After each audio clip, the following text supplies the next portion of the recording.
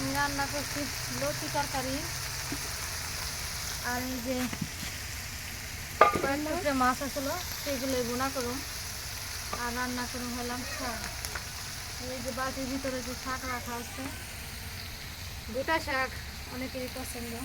চলে মানে আজকে রান্নার মতন কোনো কিছু ওরকম ছিল না, তার জন্য আমি অনেকগুলো লতি করাইছি। বাড়ির আঙিনায় লতি হয়েছে সেগুলো এই যে রান্না হয়েছে। আজকে কোনো মাছ মানে কোনো চিংড়ি মাছ ইলিশ মাছ কিছু দিই নেই, শুধু লতি রান্না করছি এমনি। আর হলাম এই যে তেলাপিয়া মাছ আর কয়েকটা ছিল হলাম পাঙ্গাস, মানে ছেলেমেয়েরা এগুলোই পছন্দ করে, তাই এগুলো বোনা করে দিই ওদের জন্যে। আর মাছ বোনা হয়ে গেছে, এখন আমি এই যে জিরার গুঁড়াতে নামাই নিই, যেহেতু বাচ্চাদের মাছ বোনা।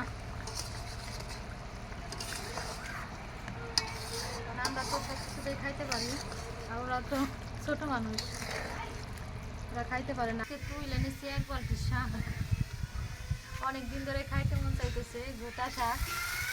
আসলে গোটা শাক পাওয়া যায় না, আজকে আমার শাশুড়ি অনেকগুলোই আনছে তুইলে। এই যে এগুলো কিন্তু শাক ভালোই মজা। এটির নাম হলাম ইচা শাক। এখানে দিয়েছি কুমড়োর পাতা, পানি লাউয়ের পাতা, মৌলবী কচুর পাতা, কচুর পাতা, এগুলো দিয়ে আজকে শাক রান্না করে খাবো।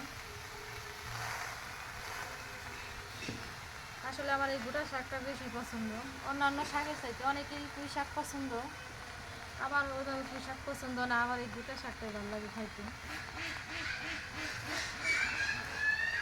দেখা যাইতেছে এতগুলো এগুলো কিন্তু উই না একবারে অল্প একটুখানি হয়ে যায়, কচুর পাতা তো।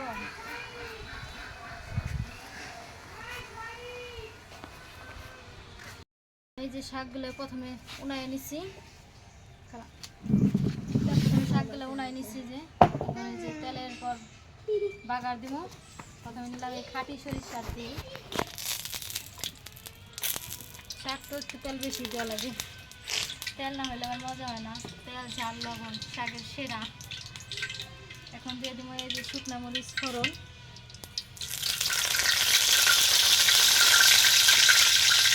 শুকনো মরিচ ফোড়ন আমার ভালো লাগে শাকের ভিতরে, অন্যরকম একটা সেন্ট আছে মরিচের।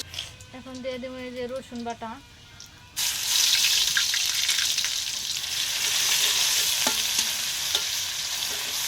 অনেকেই বলে কত শাকে নাকি বেশি করে রসুন দিলে গলায় ধরে না, আমি গলা